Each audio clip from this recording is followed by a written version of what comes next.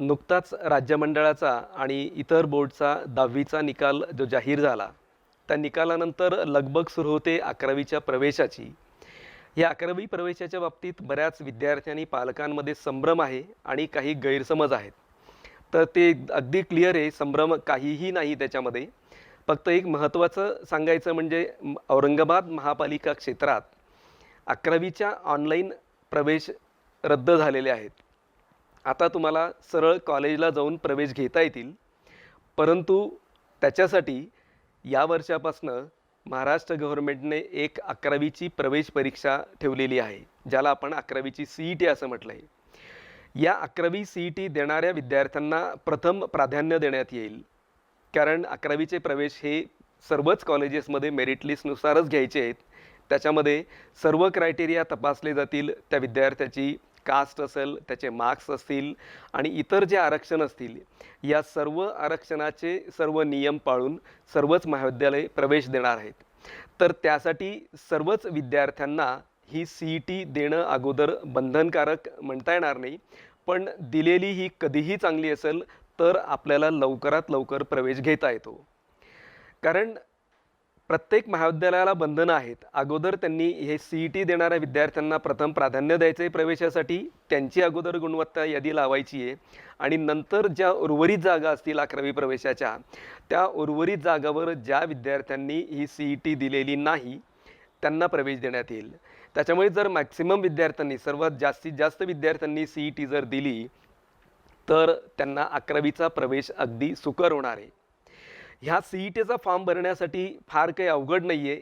याच्या अगोदर काही 2-3 दिवस हा CETचा फॉर्म सुरू झालेला होता, परंतु राज्यमंडळाच्या सर्व्हरला थोडीशी अडचण होती, कारण 12वीचा निकाल त्यांना लावायचा होता. हा 12वीचा निकाल लावण्यासाठी सर्व्हरची कॅपॅसिटी कदाचित सर्व्हर हँग होऊ शकतो, म्हणून त्यांनी तात्पुरते CETचे फॉर्म भरणं थांबवलं होतं. थांबवल्यानंतर आता कालपासनं परत एकदा ते CETचा फॉर्म भरायला सुरुवात झालेली आहे. CETचा फॉर्म भरणं फार अवघड नाही आहे. राज्यमंडळाचे विद्यार्थी जर असतील, आत्ताच 21मध्येच त्यांनी 10वीची परीक्षा जर दिली असेल, तर त्या विद्यार्थ्यांनी फक्त त्यांचा ती CETची साईट ओपन करायची. CETची साईट अगदी सोपी आहे, cet.11thadmission.org.in. या साईटवर तुम्ही गेल्यानंतर तुम्ही नवीन रजिस्ट्रेशन करत असाल तर तिथे एक टॅब आहे, न्यू रजिस्ट्रेशन. त्याला क्लिक केल्यानंतर आपल्याला फक्त आपला शीट नंबर, 10वीचा शीट नंबर टाकायचा आहे आणि आईचं नाव टाकायचं आहे. लगेचच आपला पूर्ण फॉर्म ओपन होतो आहे. त्या फॉर्ममध्ये आपल्याला फक्त सेंटर, आपला जिल्हा आणि तालुका, ज्या शाळेत आपण शिकलो आहोत ती शाळा कुठल्या जिल्ह्यात आहे आणि कुठल्या तालुक्यात आहे, एवढंच आपल्याला सिलेक्ट करायचं आहे आणि तो फॉर्म सबमिट करायचा आहे. तसंच काही विद्यार्थी सेमी इंग्लिशचे असतात. मग सेमी इंग्लिशला फक्त गणित आणि विज्ञान हे सेमी इंग्लिशमध्ये असतं, इतर विषय हे त्यांचे मराठी मीडियमचेच असतात. त्यात विचारलेलं आहे सोशल सायन्सेस, म्हणजे तुमचे सामाजिक शास्त्र या विषयाचं मीडियम कुठलं आहे. कारण राज्यमंडळाच्या व्यतिरिक्त इतर मंडळं जी आहेत, CBSE असेल, ICSE असेल, CISE असेल, यांच्यासाठी त्यांना सोशल सायन्सचा पेपर याच्यामध्ये द्यायचा आहे. 4 विषयांचे मिळून 200 मार्क्सची ही परीक्षा आहे. जे तुम्हाला 10वीपर्यंत जे तुम्ही शिकलात त्याच अभ्यासक्रमावर ही परीक्षा आहे. अभ्यासक्रम CETचा त्यांच्याच वेबसाईटवर मिळेल, महाराष्ट्र राज्य बोर्डाच्या साईटवर.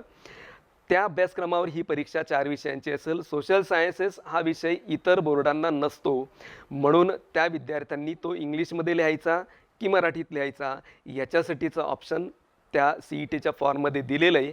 आपल्याला ते निवडायचं आहे आणि नंतर आपला जिल्हा आणि तालुका त्यात दाखवायचा आणि तो फॉर्म सबमिट करायचा. सबमिट केल्यानंतर आपल्याला आपला फॉर्म भरण्याची प्रिंट आपल्याला काढावी लागते, कारण तो 11चा रजिस्ट्रेशन नंबर तुमचा त्या ठिकाणी जनरेट होतो आहे. हा 11चा रजिस्ट्रेशन नंबर जनरेट झाल्यानंतर आपला जो तिथे रजिस्टर्ड मोबाईल नंबर असेल त्याच्यावर आपल्याला त्याचं शीट, या रजिस्ट्रेशन नंबरचा सेंटर जे असेल परीक्षेचं, ते सेंटर आपल्याला डिस्प्ले होईल आणि त्या सेंटरला आपल्याला जाऊन परीक्षा द्यायची आहे. अगदी सोपी परीक्षा असेल, 2च तासाची बहुपर्यायी उत्तरांची परीक्षा असेल, त्याच्यामुळे त्या परीक्षेची भीती वाटण्याचं कारणच नाही.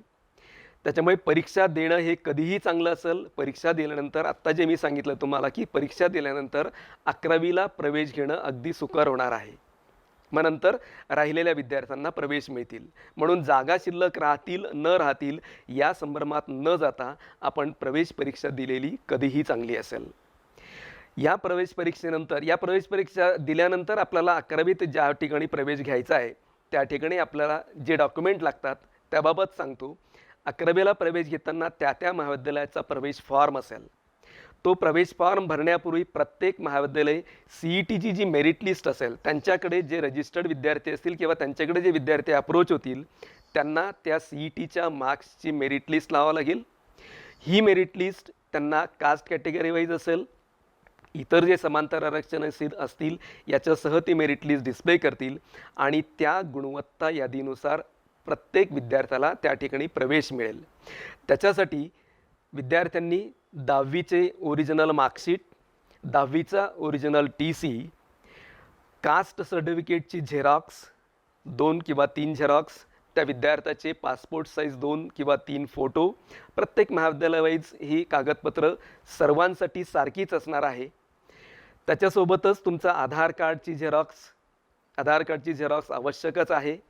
तुम्ही ज्या शाळेमध्ये शिकलात त्या शाळेचा UDIS नंबर किंवा तुमचा स्टुडंट ID हे लक्षात घ्या. स्टुडंट ID प्रत्येक महाविद्यालयासाठी देणं बंधनकारक असेल, कारण त्याच्यावरच तुमची सरलला एंट्री शिफ्ट होतोय. सरल या सॉफ्टवेअरमध्ये एंट्री केल्यानंतरच तुमचे 11वीचा आणि 12वीचा हा पूर्ण डेटा 12वीच्या परीक्षेला बोर्डाकडे तसाच पाठवला जातो. त्याच्यामुळे स्टुडंट ID, आधार नंबर हे अगदी अत्यावश्यक त्याच्यासाठी आहे. म्हणून विद्यार्थ्यांनी हे सर्व डॉक्युमेंट, प्रत्येक ओरिजिनल डॉक्युमेंट आणि त्याच्या प्रत्येकाच्या 2 किंवा 3 झेरॉक्स हे त्या कॉलेजच्या प्रवेश अर्जासोबत लावणं बंधनकारक असेल. हे सर्व डॉक्युमेंट असल्यानंतर आता दुसरा विषय येतो इतर बोर्डचे विद्यार्थी. ICSE, CBSE किंवा महाराष्ट्र राज्य मंडळाचे विद्यार्थी सोडून जे विद्यार्थी असतील त्यांच्यासाठी मात्र वेगळा क्रायटेरिया असेल. त्या विद्यार्थ्यांना त्यांच्या शाळेतनं त्यांचं ओरिजिनल मार्कशीट असेल, मायग्रेशन सर्टिफिकेट हे त्यांच्यासाठी आवश्यक आहे, कारण हे विद्यार्थी राज्यमंडळाचे नसतात. म्हणून त्यांना इलिजिबिलिटी फॉर्म हा भरावाच लागतोय. इलिजिबिलिटी फॉर्म याच्यासाठी असतो त्यांचं बोर्ड बदलतंय म्हणून त्यांना महाराष्ट्र राज्य मंडळाचं इलिजिबिलिटी सर्टिफिकेट घ्यावं लागतं.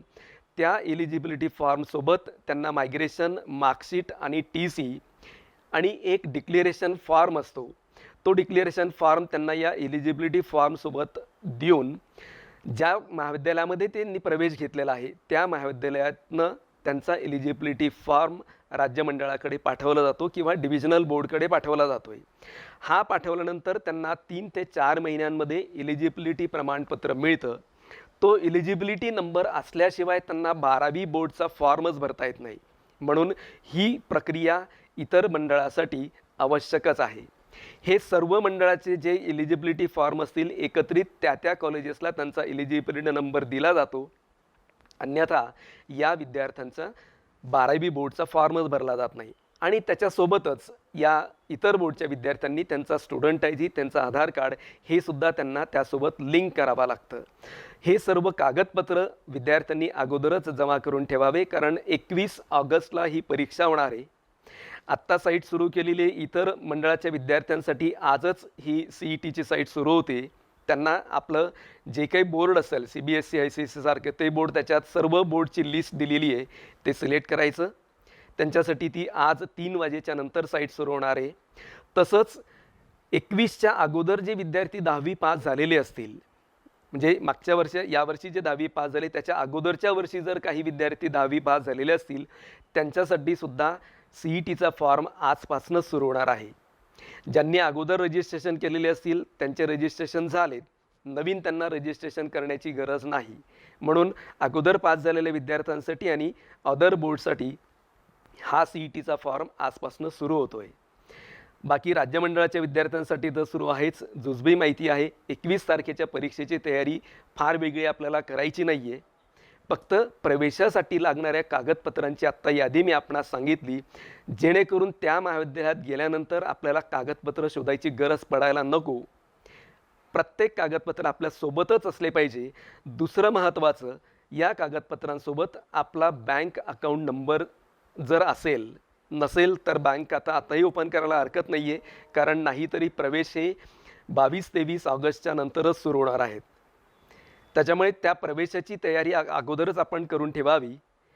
बँक खातं याच्यासाठी असतं की काही वेळेस बोर्डाची फीस माफ होते, काही आपल्या स्कॉलरशिप्स असतात.